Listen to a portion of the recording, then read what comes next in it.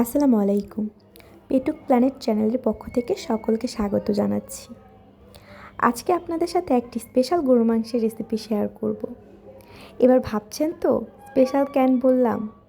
Special যেহেতু বলেছি অবশ্যই একটি কারণ আছে। এই গরু মাংসের রান্নার রেসিপিটা কিন্তু একটু ভিন্ন রকম। এখানে কিন্তু গরুর মাংসের মশলাটাকে আগে থেকে কোনো রকমভাবে কষানো হয় না। এখানে অনেকটাই রান্নার 40-50% হাতে মাখার মাধ্যমেই হয়ে যায় বলতে পারেন। কাইন্ড অফ আমরা কুরবানির ঈদে গরুর মাংস যেভাবে রান্না করি, এই গরুর মাংস রান্নার রেসিপিটা কিন্তু আপনারা অনেকটা ওই রকম বলতে পারেন। তবে যাই হোক, রেসিপি তো শেয়ার করবই। তার আগে যারা চ্যানেলে নতুন অবশ্যই সাবস্ক্রাইব করে দিবেন, লাইক কমেন্ট শেয়ার করে পাশে থাকবেন। এখানে 1 কেজি গরুর মাংস নিয়েছি। এরপরে গরু মাংসের মধ্যে আদা দিয়ে দিলাম। আদাটা আপনি আপনার পরিমাণ মতো দিবেন। এরপরে হচ্ছে রসুন, পেঁয়াজ সব কিছুর বাটা মশলাটা ইউজ করলাম। এরপরে লবণ অ্যাড করে নিব পরিমাণ মতো। লবণটা কিন্তু একবারে দিতে যাবেন না, তাহলে কিন্তু বেশি হয়ে যেতে পারে। এরপরে দিয়ে দিলাম গরম মশলা, তেজপাতা, পেঁয়াজ কুচি অ্যাড করে নিলাম। পেঁয়াজ কুচিটা আপনারা চাইলে নাও দিতে পারেন, কিন্তু আমার ভালো লাগে এই জন্য ইউজ করেছি আমরা। এরপরে হচ্ছে হলুদের গুঁড়া, মরিচের গুঁড়া ইউজ করলাম। আমরা যেহেতু ঝালটা একটু বেশি খাই, তাই ঝালের পরিমাণটা আমরা একটু বেশি দিয়েছি। আপনারা আপনাদের প্রয়োজন মতো দিয়ে দিবেন। এরপরে এখানে ধনিয়া গুঁড়া অ্যাড করে নেওয়া হয়েছে। ধনিয়া গুঁড়াটা কিন্তু মাস্ট দিতে হবে, না হলে কিন্তু টেস্ট ভালো আসবে না। সাথে গোলমরিচ গুঁড়া অ্যাড করে নিলাম। এরপরে এখানে জিরা গুঁড়া দিব। আপনারা চাইলে আস্ত ইউজ করতে পারেন, কিন্তু আমরা সবসময় গুঁড়াটাই ইউজ করি। সকল মশলা আপনারা কিন্তু আপনাদের প্রয়োজন বুঝে ইউজ করবেন।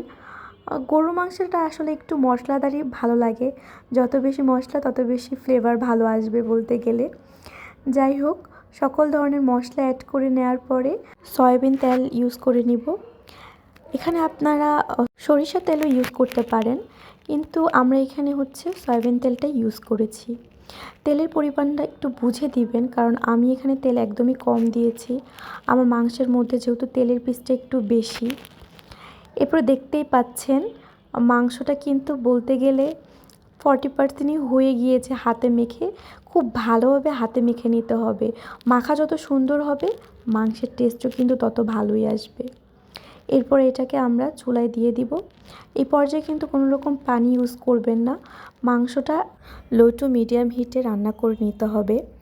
এই রান্নাটা মূলত একটু টাইম হাতে নিয়ে করাই ভালো, কারণ এই মাংসটা একটু ধীরে ধীরে রান্না করলে টেস্ট অনেক বেড়ে যায়। এই মাংসটা যদি আপনি কম সময়ে করতে যান তাহলে কিন্তু আসল টেস্টটা পাবেন না। তো আমি সাজেস্ট করব এই মাংসটা রান্না করতে গেলে একটু টাইম হাতে নিয়ে রান্না করবেন, তাহলেই কিন্তু আসল মজাটা পাবেন। মাংসটা নরম হয়ে গেলে ব্যাস, মাংস রান্না কিন্তু কমপ্লিট হয়ে গিয়েছে। এবার এটাকে আমি সার্ভ করে নিব। দেখতেই পাচ্ছেন আমার মাংসের কালারটা কী এসেছে। কমেন্ট করে কিন্তু অবশ্যই জানাবেন মাংসের লুকসটা দেখে কার কার খেতে ইচ্ছা করছে। এই মাংস রান্নাটা আসলে খুব সহজ, কিন্তু একটু টাইম হাতে নিয়ে রান্না করতে হবে আসল স্বাদটা পাওয়ার জন্য।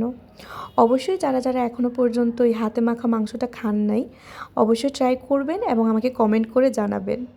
যারা চ্যানেলে নতুন অবশ্যই সাবস্ক্রাইব করে দিবেন অ্যান্ড লাইক কমেন্ট শেয়ার করে পাশে থাকবেন।